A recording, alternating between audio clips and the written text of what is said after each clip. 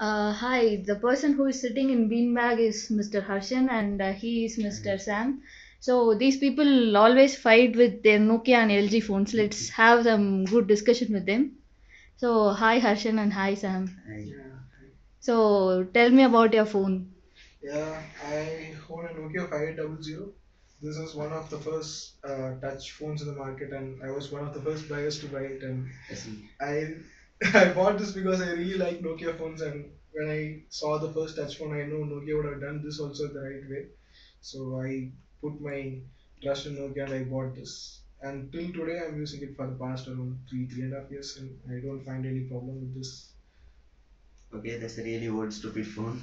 And this brand new LG Optimus 2X with dual core processor, and I bought it some 6 months back. This is the first dual core processor phone in the market, and it has 8 MP megapixel camera and front camera with dual core processor. That's the main thing, and it runs Android Pro. Yeah. Yeah, I understand that. Okay, Sony LG has come up with a really upgraded phone, but it really took LG so much time, around 4 years, to come up with this phone. But Nokia was one of the pioneers in this market. There was always scope for improvisation, but when Nokia launched the first touchscreen, people really understood the potential a touchscreen phone has, and the really simple Nokia interface facilitated it set the trend for the touchscreen phone market, and that is what the other later players like Samsung, LG have been just improvising upon Nokia servers. So in that way, Nokia is really good. And one of the most important things is that I never felt the need to upgrade to a better phone just because it has some dual core processor. Frankly speaking, I don't understand the real need for a dual core processor. And Come on, because you are not running any apps in your phone. yeah, because Look at Android. I am a medium user and I use a fairly good number of applications browser, and I find that the current browser is You have to come to your laptop all the time to look for your mails and for if you want to play some small games and all, you have to come to your laptop. yeah. But look at my phone. I can play anything at whatever time I want. Yeah, So that's that's the true. power. But okay, initially the touchscreen was launched. It was not like thought to be a really a replacement for a laptop. It was initially to provide a bigger screen size so that you can view more of browser space and play music and ease of accessibility. That is what a touchscreen was all about.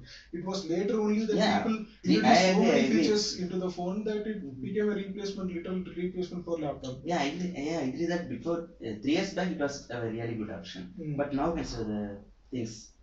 If you have to buy a new phone, will you go for Android or will you go for some other things? Yeah, currently I accept the fact that Android has a really great user base and a good number of application developers with a big ecosystem. And Nokia is slightly lagging in that perspective. Yeah, it's not growing actually. No, but I mean, it is just now they have started this new venture with Windows 7 phone and the Mango operating system, as I observed in the Lumia Look at the 800. name Mango. Funny name.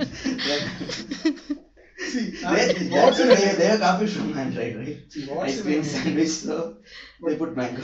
see, this Windows Phone has its own unique set of features. If you just see the promotional video for Windows 7, you could really see how much the effort Nokia and Windows have put together in developing this live tiles, and the desktop is so user friendly and so clutter free, unlike Androids where you just dump in gadgets just for the sake of customizing. But in that sense, Nokia is more professional, and it gives more flexible user interface so that it allows scope for customizing, not just like Android.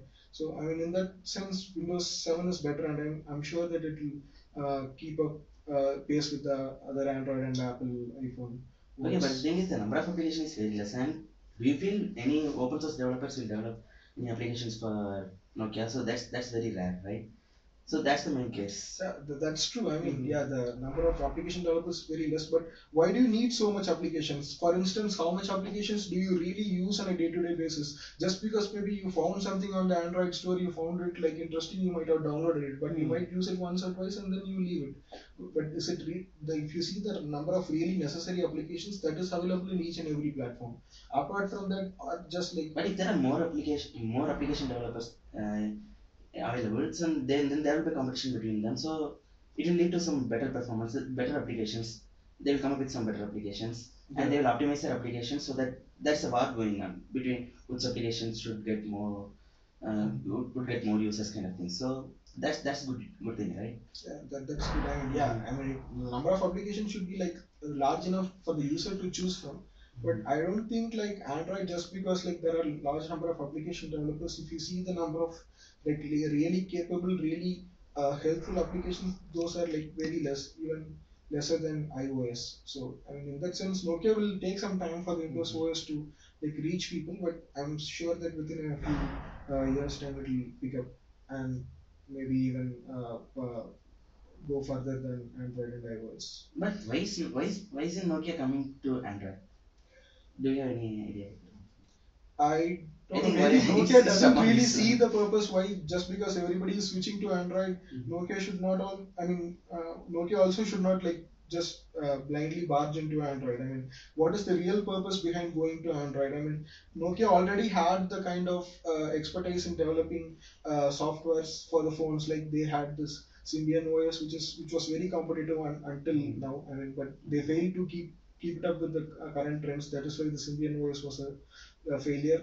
Yeah, that's the same thing I am also thinking. Like Microsoft also failed to keep up with the trend, so it will also fail, I think. Because that's the trend of Nokia, No, right? but now Nokia has realized, I mean, the need to keep up with the trend and Let's hope keep so. changing the OS with respect to changing user preferences. No, it is quite evident to the new phones which they are launching, right? But they recently tried with Migo Memo, which did not like pick up much. And I mean, those were quite good, but maybe Nokia didn't like feel like pushing it further. And then there was this Belly operating system, which was also not like they introduced it in some 3 or 4 models, after which I didn't see that. But Windows 7 is quite promising, and with the expertise of Microsoft in developing OS even for tablets and other touch devices, and Nokia's obviously great hardware interface, those two will become a great combination, in my opinion. So, We had very interesting discussion. Thank you, Sam and Harshan.